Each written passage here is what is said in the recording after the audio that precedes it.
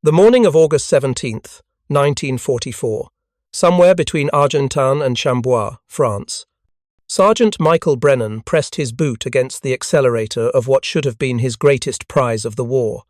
The captured German Panther tank lurched forward with a metallic groan that sent vibrations through the driver's compartment. He'd been driving Shermans since North Africa, had nursed damaged tanks across hundreds of kilometers of hostile territory, but nothing in his experience had prepared him for this moment. The Panther was supposed to be invincible. Every intelligence briefing, every captured document, every terrified report from tankers who'd faced them described the Panther as the most formidable tank on the battlefield. German crews believed they were operating technological masterpieces. American tankers feared them. British commanders had developed elaborate tactical doctrines specifically to avoid frontal engagements with Panthers. The propaganda, coming from Berlin, celebrated the Panther as proof of German engineering superiority, a weapon so advanced that it rendered Allied armour obsolete. Brennan had been excited when his company commander assigned him to test drive the captured Panther. His crew had found it abandoned near a hedgerow.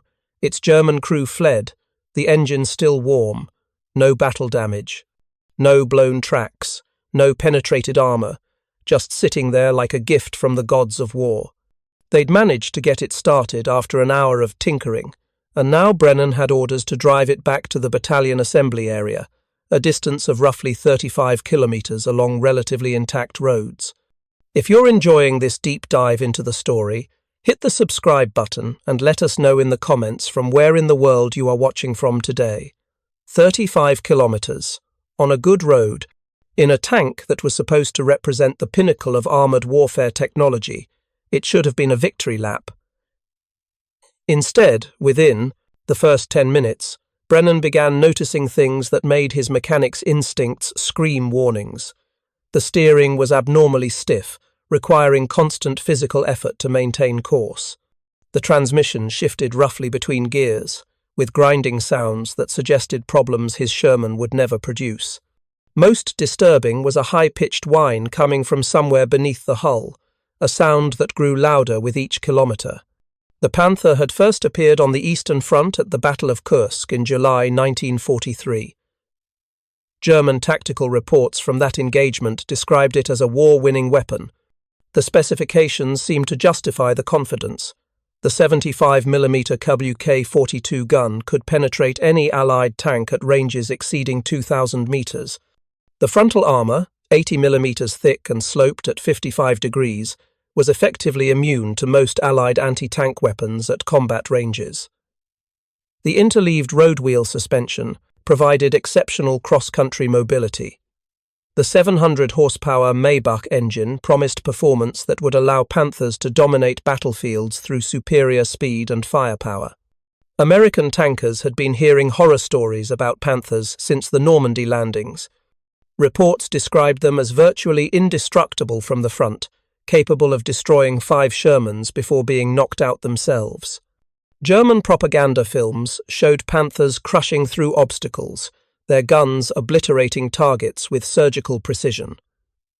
Crews who operated them spoke with absolute confidence about their mechanical superiority. The Panther wasn't just a tank. It was supposed to be Germany's answer to Allied numerical superiority, quality defeating quantity through superior engineering. But here, 15 kilometres into what should have been a simple drive, Sergeant Brennan was discovering something that would shake the foundation of everything both sides believed about: German armour. The high-pitched whine from the drivetrain had become a grinding scream. The steering, already difficult, now required both hands and all his strength to make even gentle turns. The driver's compartment was filling with the smell of burning oil and overheated metal. Something was catastrophically wrong, and they hadn't even reached combat conditions. Corporal James Mitchell, Brennan's assistant driver who'd squeezed into the cramped bowgunner's position, shouted over the mechanical cacophony. "Sarge, we need to stop. Something's tearing itself apart back there." Brennan knew Mitchell was right. Every instinct told him to shut down immediately. But they were still 12 kilometres from friendly lines, moving through territory that German stragglers might still occupy. Stopping meant vulnerability. Stopping meant potentially losing this intelligence prize before American engineers could examine it properly. He pressed forward. The Panther's suspension, that sophisticated interleaved road wheel system the Germans were so proud of, provided a remarkably smooth ride even as the drivetrain protested with increasingly alarming sounds. It was a strange contradiction, this beautiful ride quality masking the mechanical disaster unfolding beneath them. After another 3 kilometers, the decision was made for them. The grinding sound became a sharp metallic crack, followed immediately by a complete loss of power to the right track. The Panther slewed violently right, nearly throwing Brennan against the driver's controls. He killed the throttle and engaged the brakes, bringing the massive tank to a shuddering halt. Silence descended, broken only by the ticking of overheated metal and the hiss of steam escaping from somewhere in the engine compartment. They'd travelled exactly 28 kilometres. The most feared tank in the German arsenal had barely made it halfway to friendly lines before destroying itself. Mitchell climbed out first, dropping to the ground, and immediately moving to examine the right side drive assembly. What he saw made him stop cold. "Holy Mother of God!" he breathed. "Sarge, you need to see this." Brennan joined him, and together they stared at what remained of the Panther's right final drive. Oil dripped steadily from the housing. Metal shavings glittered in the pooling fluid. Through the vision slits in the armoured cover, they could see twisted metal where precisely machined gears should have been. The final drive, the critical component that transferred power from the transmission to the tracks, had literally torn itself apart. This wasn't combat damage. This wasn't the result of enemy fire or harsh battlefield conditions. This was mechanical failure of a fundamental nature, the kind of catastrophic breakdown that suggested deep design flaws. Brennan had kept Sherman tanks running through North Africa, Sicily, and France. He'd seen tanks take direct hits and keep fighting. He'd performed field repairs under artillery fire. He'd nursed damaged transmissions and blown engines across hostile terrain, but he'd never seen anything like this. A supposedly superior German tank had destroyed its own drivetrain simply by driving on a road. The broader context of this failure would take months to fully understand, but the seeds of the Panther's mechanical disaster had been planted long before Brennan's captured tank broke down on that August morning. The Panther's development had begun in 1941 as a response to the Soviet 34. German engineers faced a challenge: create a medium tank that could match Soviet armour while maintaining German standards of precision and craftsmanship. The original design specifications called for a 30-ton vehicle with reasonable armour protection and adequate mobility. But Adolf Hitler personally intervened in the design process repeatedly, demanding more armour, a larger gun, additional features. Each change added weight without proportionally increasing the strength of critical drivetrain components. The final production, Panther, weighed 45 tons, 50% heavier than the drivetrain was originally designed to handle. This weight increase created stress loads that the final drive assembly simply couldn't sustain. The problem was rooted in a compromise forced by German industrial limitations. The original design had called for planetary gear final drives, similar to those used in the Tiger heavy tank. Planetary gears distribute loads evenly across multiple gear teeth, handling high torque reliably and forgiving of the shock loads common in combat maneuvering. But Germany faced critical shortages of the specialized gear-cutting machine tools needed to produce the internal ring gears required for planetary systems. To accelerate production and use existing machinery from the Panzer III and Panzer IV production lines, German engineers made a fateful decision. They switched to simpler straight-cut spur gears. Spur gears are easier to manufacture, requiring less sophisticated tooling and fewer production steps. They work adequately in lighter vehicles where stress loads remain within design parameters. But spur gears have inherently higher internal stress concentrations and are less forgiving of shock loading compared to planetary systems. In a 30-ton tank, they might have been adequate. In the 45-ton Panther, they were a disaster waiting to unfold. Every acceleration transmitted massive torque, directly through gear teeth already operating at their design limits. Every turn created side loads that spur gears handle poorly. Every bump and terrain irregularity sent shock loads through components with minimal safety margin. German engineers knew about these problems. Internal documents from Daimler-Benz and MAN, the primary Panther manufacturers, included warnings about final drive durability. Field reports from the Eastern Front, beginning in July 1943, documented consistent final drive failures.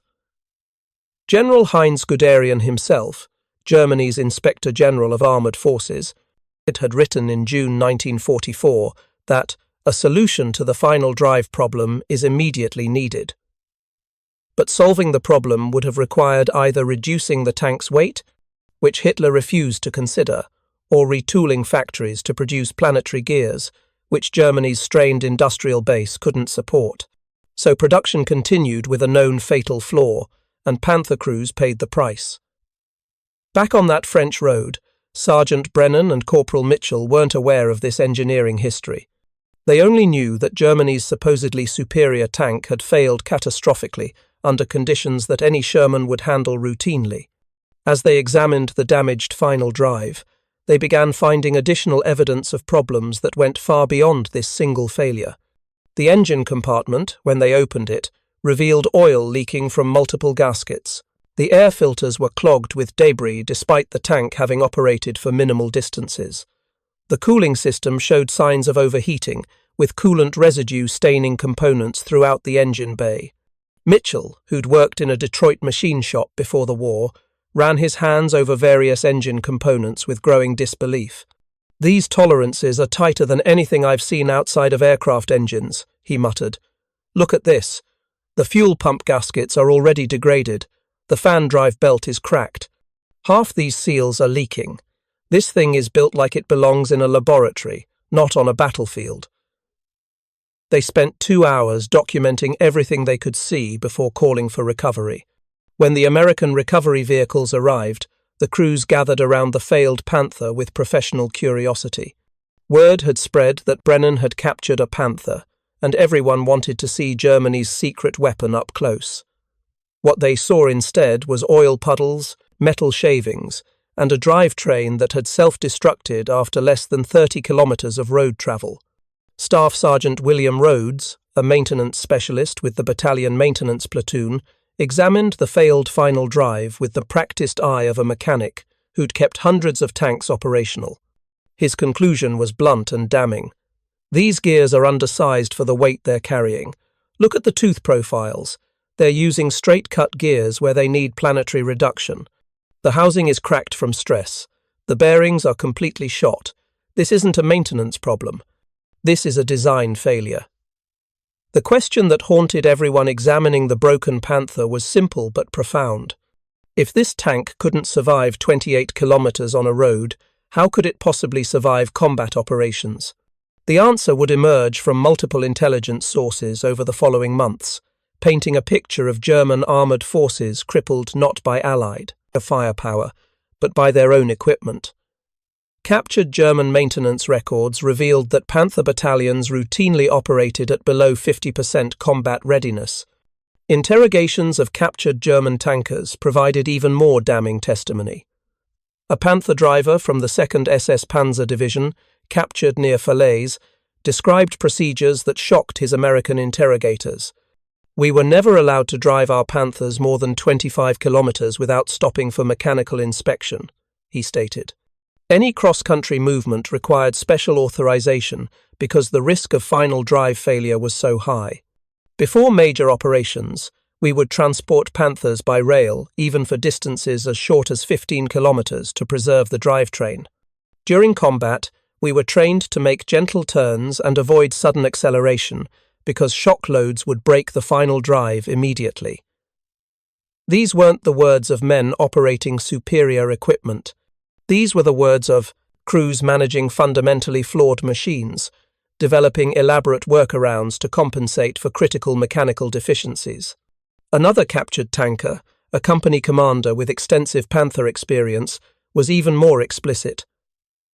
"The final drive was our greatest fear," he said. More than enemy fire, more than being outnumbered. We knew that any aggressive maneuvering would likely destroy the final drive. In combat, we had to position ourselves carefully and avoid repositioning unless absolutely necessary. The Panther was effective as a static gun emplacement but hopeless for mobile warfare. American intelligence officers compiled these testimonies with growing amazement.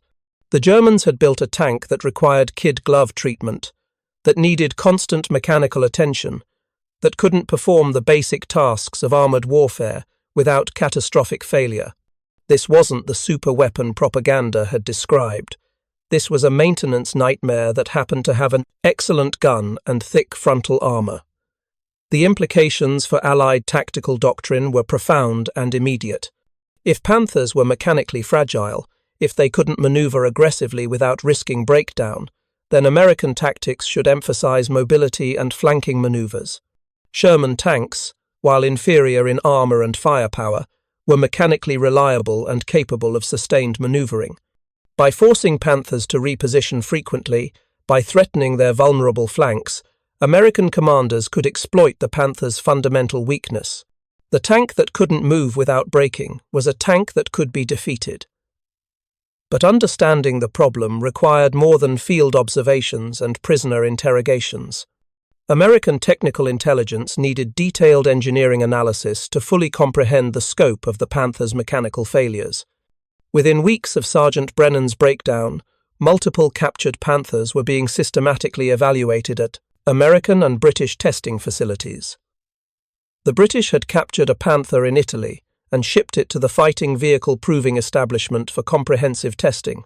American forces located 2 Panthers abandoned near Anzio, both immobilized by mechanical failures. A third Panther, captured intact near Saint-Lô, was sent to Aberdeen Proving Ground in Maryland for detailed evaluation. What these examinations would reveal would fundamentally change Allied understanding of German armoured warfare and validate everything Sergeant Brennan had experienced on that French road.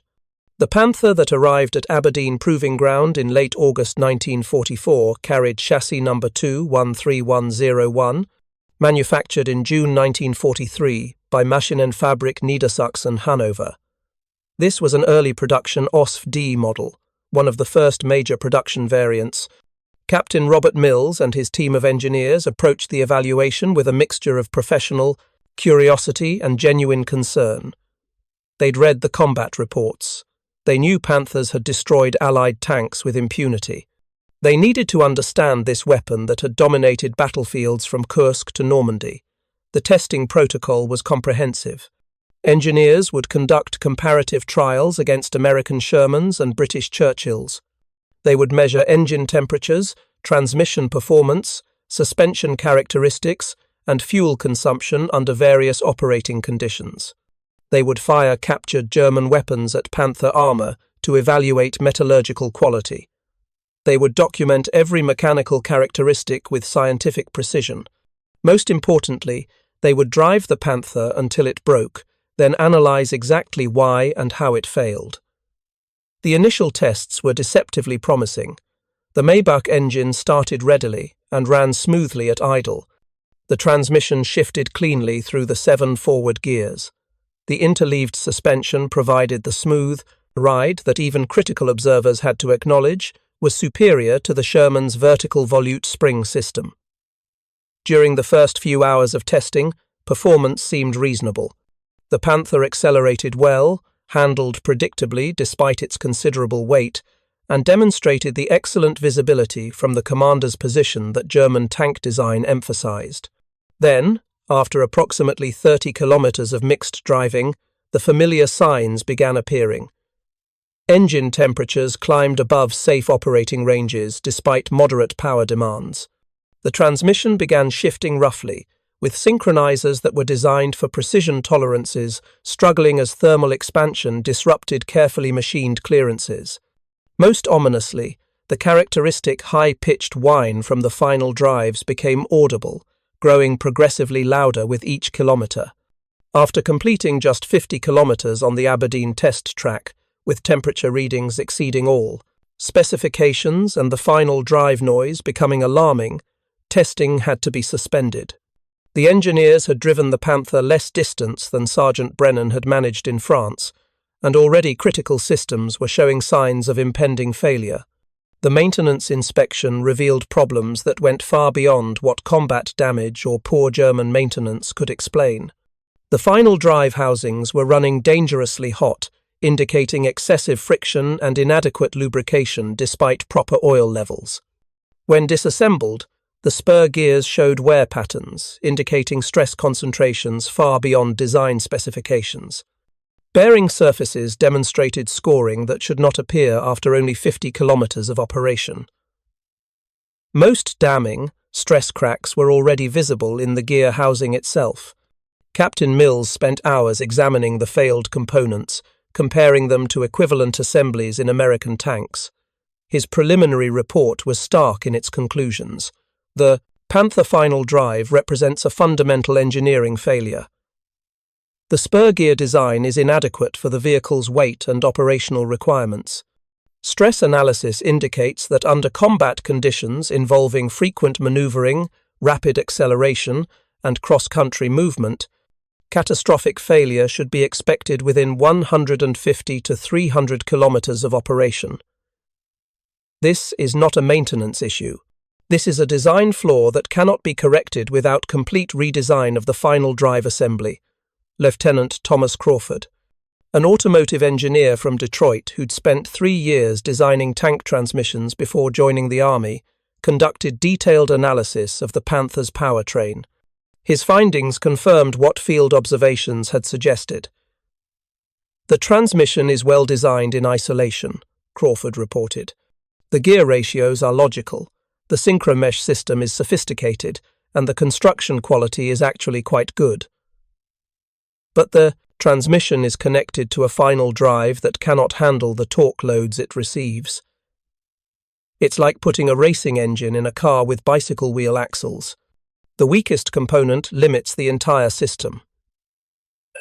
The British evaluation team, working independently at their facility, reached identical conclusions. Their captured Panther suffered a complete final drive failure after just 75 kilometers of testing. The British report noted that the truly weak spot of the Panther is its final drive, which is of too weak design and has an average fatigue life of only 150 kilometers. This figure, derived from comprehensive testing under controlled conditions, validated what German field maintenance records had been showing for months. If you find this story engaging, please take a moment to subscribe and enable notifications. It helps us continue producing in-depth content like this. The implications of this discovery rippled through Allied command structures. Intelligence officers began re-examining combat reports with new understanding. Panthers that had been credited as combat losses were often actually mechanical casualties. German tanks that sat immobilized on battlefields, apparently waiting in ambush, were often simply broken down and unable to move. The fearsome reputation Panthers had earned was based partially on the handful that actually reached combat in working condition, while the majority failed before ever engaging the enemy. American armored divisions modified their tactical doctrine based on these findings. Instead of developing elaborate schemes to avoid frontal engagements, which played to the Panther's strengths of armor and firepower while minimizing its weaknesses, new tactics emphasized forcing Panthers to maneuver. If American units could threaten Panther flanks or force German tanks to reposition frequently, mechanical failures would do more damage than American guns. Tank destroyer battalions began employing more aggressive tactics, knowing that Panthers couldn't chase them effectively even if they wanted to. The psychological impact on American tankers was equally significant.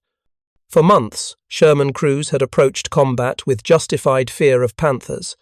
They'd developed mental models of Panther invincibility, believing that only elaborate combined arms tactics or overwhelming numerical superiority could defeat them. Learning that Panthers were mechanically fragile, that they self-destructed under the normal stresses of mobile warfare, fundamentally changed how American tankers viewed the threat. The Panther remained dangerous in ideal defensive positions, where its gun and frontal armor dominated, but it was no longer the nearly invincible weapon that propaganda had portrayed. The metallurgical analysis of Panther armor samples revealed additional problems that further undermined German claims of technological superiority. When American engineers at Aberdeen captured German anti-tank weapons at Panther frontal plates, the results shocked specialists who had assumed German metallurgy was superior to Allied capabilities. The armor didn't behave as properly hardened steel should. Instead of deflecting projectiles or resisting penetration through toughness and resilience, the plates cracked and spalled after repeated impacts. Technical Sergeant Raymond Anderson, a metallurgist from U.S. Steel who'd been commissioned for the war effort, conducted spectroscopic analysis of armor samples taken from multiple Panthers. His findings painted a damning picture of German industrial decline. "They're using substitute alloys because they can no longer obtain proper materials," Anderson reported. "The molybdenum content is far below specifications. They've attempted to compensate through surface hardening, but this makes the armor brittle throughout rather than tough. When struck, these plates tend to crack along weld lines and stress fractures. After several impacts in the same area, thick armor sections can literally fall apart. This wasn't how armor steel was supposed to behave. Proper armor plate, like that used in American and British tanks, was designed to remain intact even after multiple penetrations. The steel should deform and absorb energy, not shatter like cast iron. The German armor's brittleness meant that even near misses or non-penetrating hits could cause dangerous spalling on the interior surface, sending metal fragments through the crew compartment. Strategic bombing of German industrial facilities, territorial losses that cut off access to critical raw materials, and the general degradation of German manufacturing capabilities had combined to ensure that even Germany's newest tanks were using substandard materials. The captured German maintenance manuals provided another window into the Panther's mechanical problems. Master Sergeant David Klein, who'd worked at the Chrysler tank arsenal before the war, spent days translating and analyzing German technical documents. What he discovered was a maintenance regime so complex and demanding that it bordered on the absurd. The manual for replacing a final drive is 47 pages long, Klein reported with obvious disbelief. It requires 18 specialized tools, many of which wouldn't be available in field conditions. The procedure involves removing the entire transmission and driver's compartment assembly. Under ideal workshop conditions with trained technicians, it would take a full day. In combat conditions, it would be impossible. By comparison, the equivalent procedure for a Sherman was documented in 3 pages and could be completed with standard tools in under 4 hours. This difference in maintainability had profound implications for sustained operations. A Sherman that threw a track or damaged a final drive could be repaired by its crew or battalion maintenance platoon and returned to combat within hours. A Panther with the same damage would need to be evacuated to depot-level facilities, assuming recovery was even possible. In the fluid, fast-moving combat of 1944 France, Panthers that broke down were almost always abandoned. The German solution to the Panther's mechanical fragility had been to develop the Panther, a specialized recovery vehicle built on the Panther chassis and equipped with a crane and winch system specifically for retrieving disabled Panthers. But the Panther suffered from the same mechanical problems as the gun tanks. American intelligence documents noted with dark humor that Panthers often broke down while attempting to recover other broken Panthers, creating chains of disabled vehicles that could only be resolved by abandoning everything and retreating on foot. Field reports from American units in France during August and September 1944 provided statistical evidence that validated the testing results. The 2nd Armored Division compiled detailed records of 96 Panthers they encountered between August 8th and 31st. The causes of loss were meticulously documented. Only 11 had been destroyed by armor-piercing shot. 1 fell to shaped charges. 1 was knocked out by high-explosive artillery. 2 were destroyed by aircraft rockets, and 1 by aircraft cannon fire. That was 16 Panthers lost to Allied weapons. The remaining 80 had been abandoned or deliberately destroyed by their own crews. 44 were blown up by German engineers to prevent capture after mechanical failures made recovery impossible. 30 were simply abandoned when breakdowns occurred and enemy pressure prevented repair attempts. 6 were lost to unknown causes, but given the pattern, mechanical failure was the most likely explanation. The mathematics were devastating. Of 96 Panthers encountered, 83% were lost to causes other than Allied firepower. The majority of those losses were mechanical failures. German field maintenance reports, captured as Allied forces overran Panzer Unit headquarters, confirmed the catastrophe from the German perspective. Panzer Regiment II reported in April 1944 that only 4 out of 70 operational Panthers had managed 1,500 to 1,800 kilometers without transmission or final drive failure. That was considered successful. Panzer Regiment I reported in February 1944 that engine life averaged only 700 to 1,000 kilometers before requiring major overhaul. These weren't engines worn out by hard combat use. These were engines failing under normal operational conditions. The French army, which captured substantial numbers of Panthers in late 1944 and operated them until 1949, provided the most comprehensive peacetime evaluation. Their report, titled Le Panther and published in 1947, documented findings from years of operation with proper maintenance, facilities and trained crews. The French confirmed every Allied concern with scientific precision.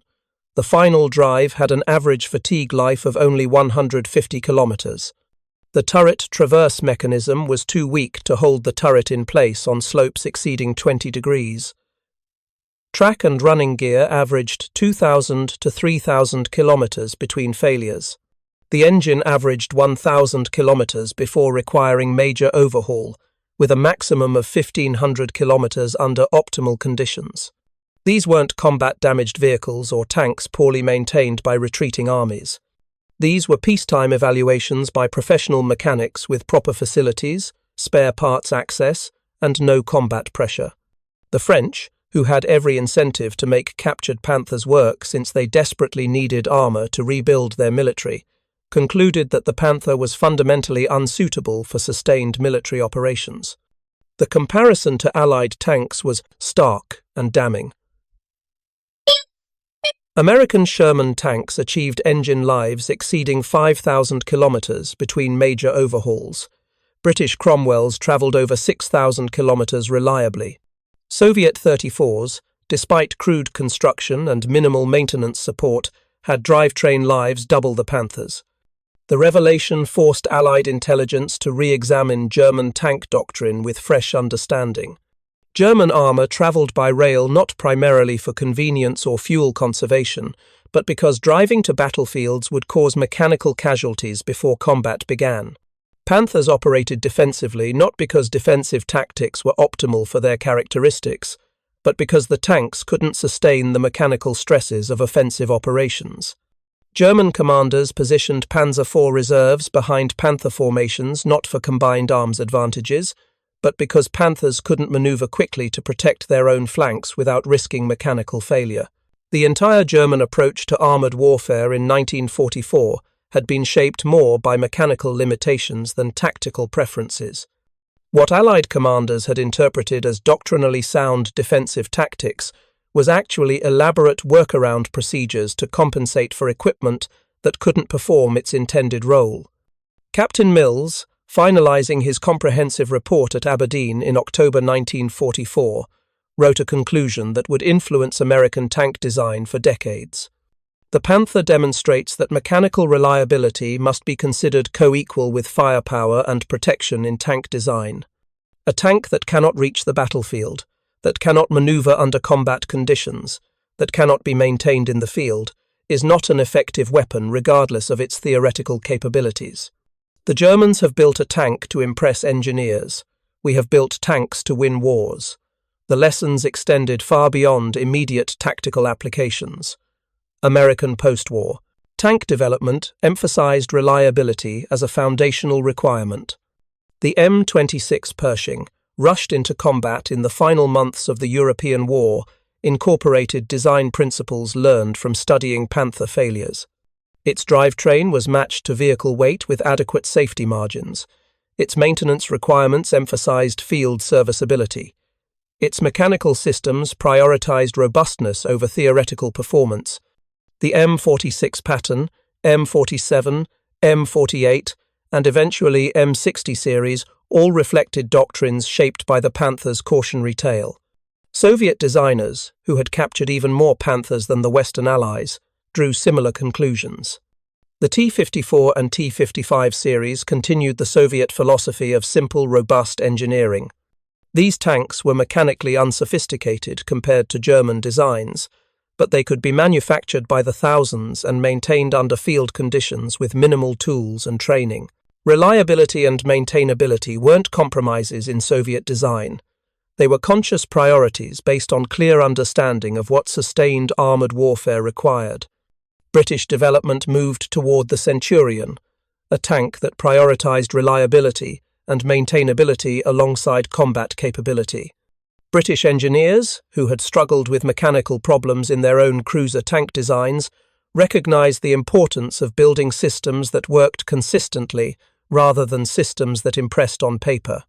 The Centurion would serve in British and Allied armies for decades, its longevity a testament to sound engineering priorities. When West Germany rearmed in the 1950s and began developing the Leopard tank, German engineers specifically addressed Panther failings. The Leopard used reliable powertrains with properly engineered final drives. It prioritized mechanical reliability over raw performance specifications. It emphasized field maintainability and ease of crew. Training. The lessons of the Panther's failure had been learned, even by the nation that built it. Back in France, on that August afternoon in 1944, Sergeant Brennan sat beside his broken Panther, waiting for recovery vehicles. Corporal Mitchell had found some rations in the German crew's abandoned equipment, and they ate while examining the sophisticated suspension system that had delivered such a smooth ride even as the drivetrain destroyed itself. "I don't understand it," Mitchell said, gesturing at the complex interleaved wheels. "They built parts of this tank like it's supposed to last forever. The suspension, the optics, the gun mounting, all precision engineering. Then they connect it all to a drivetrain that can't survive 30 kilometers of road travel. It's like they built a Cadillac body on a bicycle frame." Brennan nodded slowly, thinking about the implications. Maybe that's exactly what they did. Maybe they were so focused on making each component perfect that they forgot to make sure the whole thing actually worked together. Or maybe they knew it was flawed and built it anyway because they were desperate. The recovery crews arrived with a Diamond T tank transporter and 2 M32 tank recovery vehicles. Loading the Panther took 3 hours, complicated by its width and the need to drain fluids from the damaged final drive. As the transporter pulled away with its German prize, Brennan watched it go with mixed feelings. Part of him had wanted to keep driving, to see if he could coax the Panther all the way back. But another part, the practical mechanics part that had kept him alive through 2 years of combat, knew that broken machine was exactly what it appeared to be. A technological marvel that couldn't do its job. The story of Sergeant Brennan's 28-kilometer drive would appear in after-action reports and intelligence summaries. It would be referenced in technical evaluations and tactical assessments. It would become part of the accumulated evidence that transformed Allied understanding of German armoured capabilities. But for Brennan himself, the lesson was simpler and more immediate. He'd driven Germany's secret weapon and discovered it wasn't so secret and wasn't much of a weapon. That night, back at battalion headquarters, Brennan returned to his Sherman. He ran his hands over the familiar controls, checked the fluid levels in the transmission and final drive, and started the engine. It caught immediately and settled into a steady idle. The transmission shifted smoothly through all 5 gears. The final drives made no unusual sounds. The engine temperature remained stable and well within safe ranges. It wasn't sophisticated like the Panther.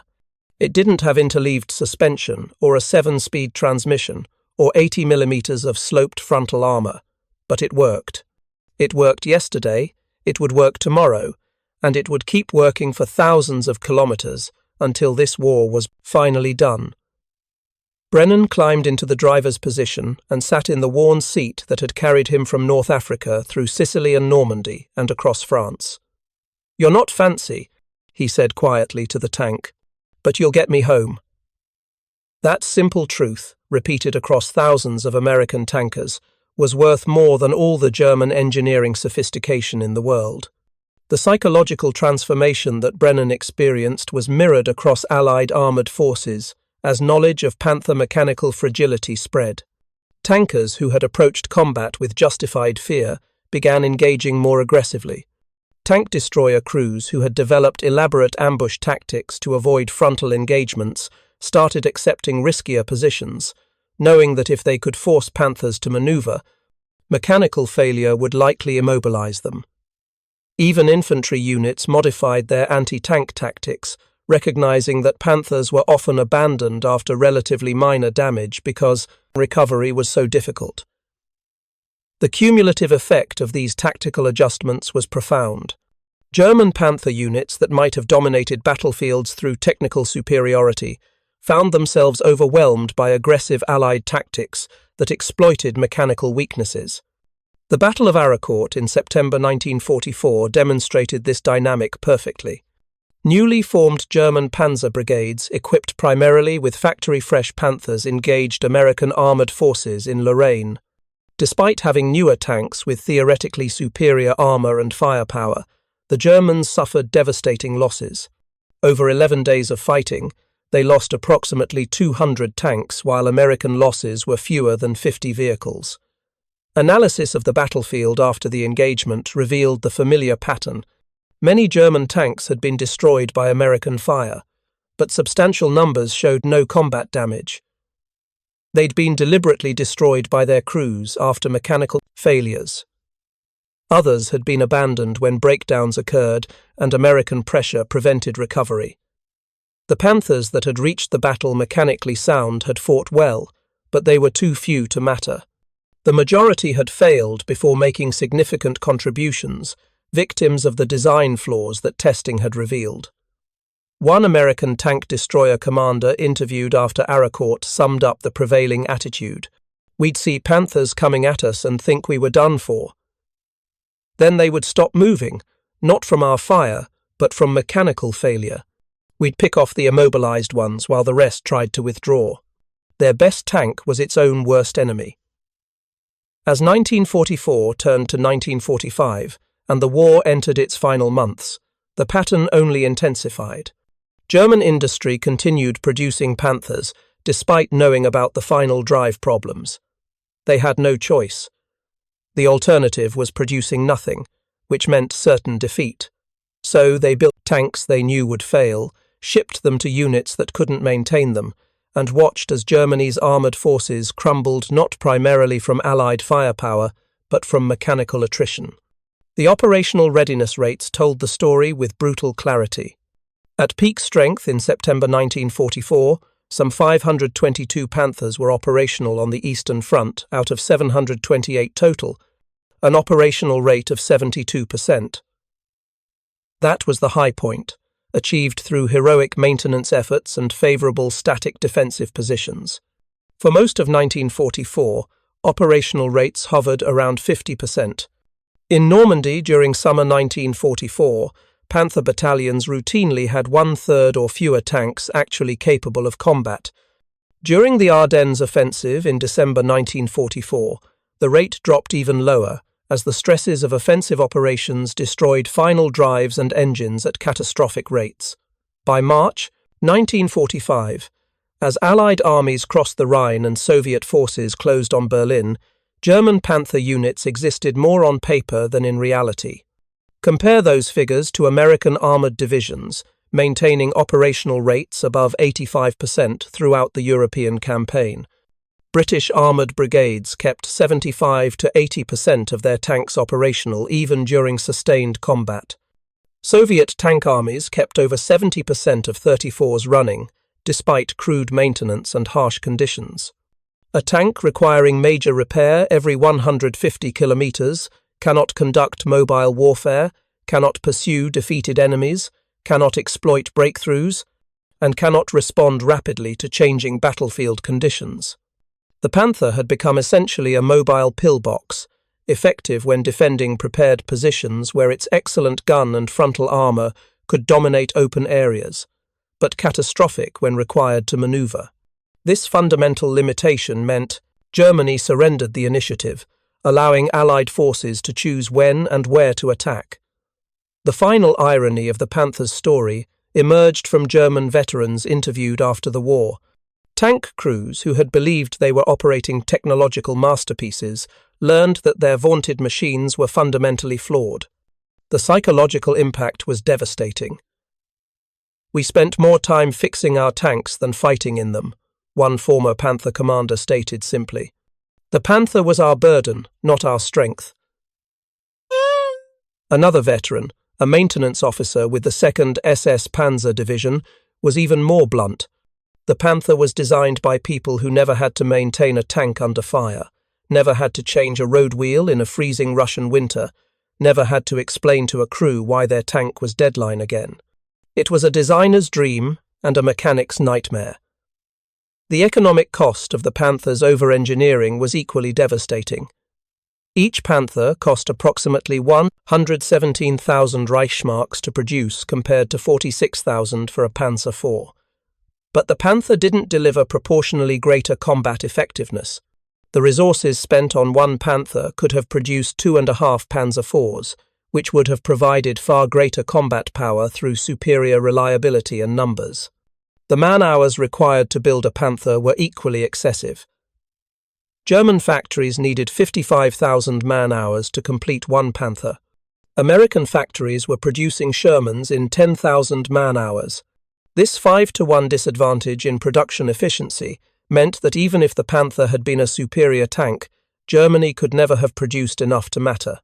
By war's end, America had produced over 49,000 Shermans. Germany managed to build fewer than 6,000 Panthers.